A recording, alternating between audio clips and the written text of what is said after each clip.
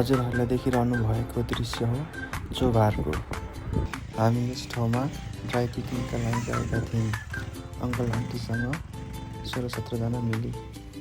हाम्रो बम्बा चाचाले चाहिँ चङ्गा भेटेर उडाउँदै हुनुहुन्छ बाटोमा। चङ्गा उडाएर काम छैन भनेर बच्चालाई नचाउन थाल्नुभयो।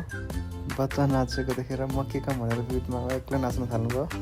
त्यसपछि म थपिएँ, नाच्दै थियौँ। त्यसपछि म पनि छु भन्दै हाम्रो निर्मल माम्स आउनुभयो। आन्टीको एन्ट्री हुन्छ त्यसपछि। यसरी माहौल तात्यो र सबैजना एकछिन मिलेर नाचगान गऱ्यौँ, रमाइलो गऱ्यौँ।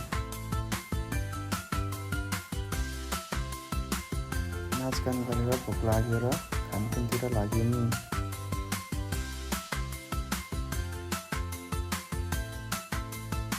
खानपिन गरिसक्यौँ र ग्रुपिङ फोटो खिच्यौँ सबैजना मिलेर।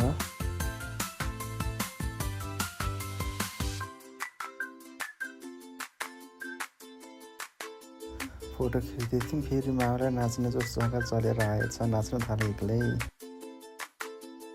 मामा नाचेको देखेर सबैजना एकछिन नाचेर जाऊँ भन्ने सल्लाह भयो।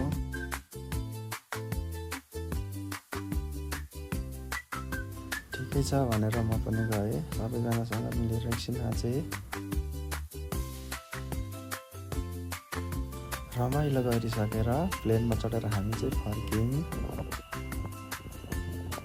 यो चाहिँ चोभारदेखि राति देखिने भ्यू हो। यो भिडियोमा यति नै। फेरि अर्को भिडियोमा भेटौँला। आफ्नो स्वास्थ्यको ख्याल गर्नुहोला। बाई।